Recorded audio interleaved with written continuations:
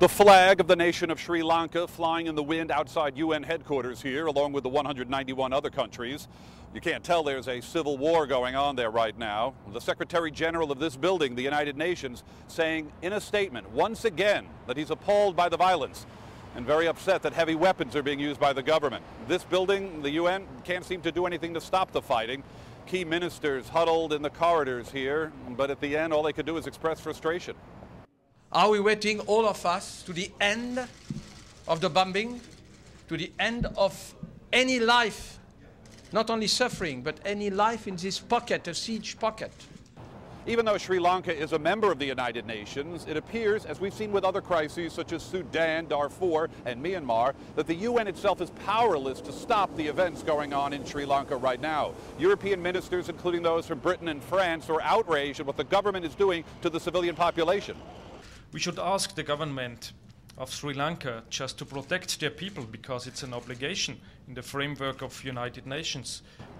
The British and French foreign secretaries had been in Sri Lanka and gotten promises about the use of heavy weapons against the civilian population. Now they scoff at those promises. So all that's left, well, the European Union seems to be pleading with the Sri Lankan government to stop it. There is no question that civilian life is being lost on a large scale.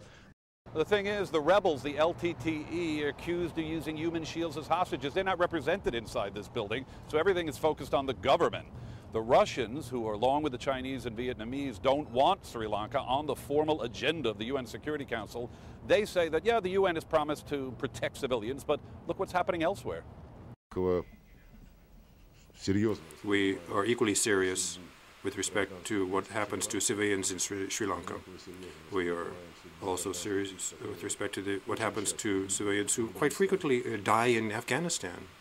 As they brought the flag of Sri Lanka down and another day ended here at the United Nations, the ministers who huddled privately on Sri Lanka's fate could only plead with the international press to publicize what's going on there. Richard Roth, CNN, United Nations.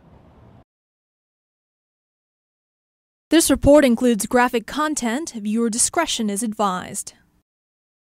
In Sri Lanka, there are new reports of violence against civilians. Now, the images and videos we're about to show you, they were provided by humanitarian workers, and CNN cannot independently verify their authenticity.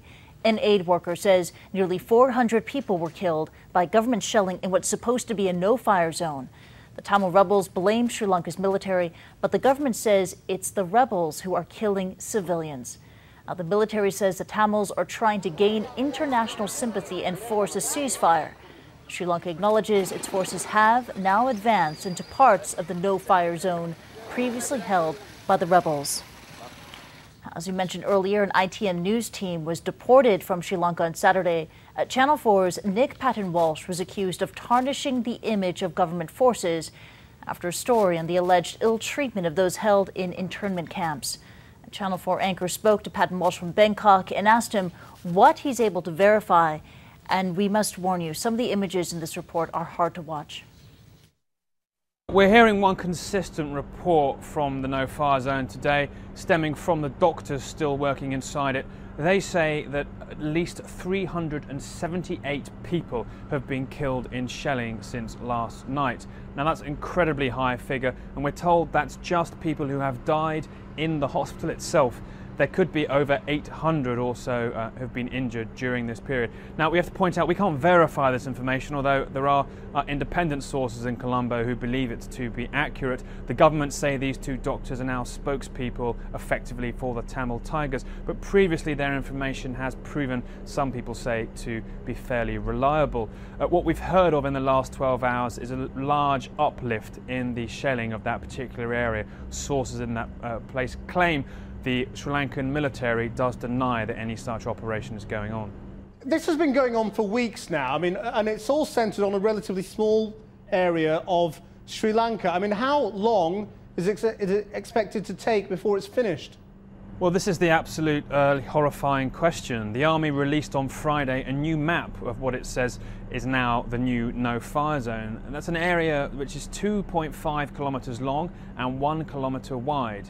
Now, that's an incredibly small area, and they don't have an official figure for how many people they think are still held there.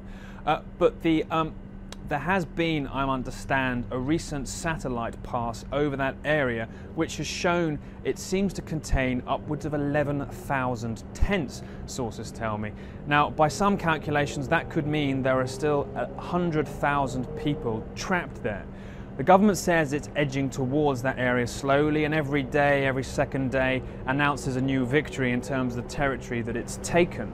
But what aid workers are saying they haven't seen is during the last 10 days an influx of escapees from that area in the many internment camps in Sri Lanka set up to contain them.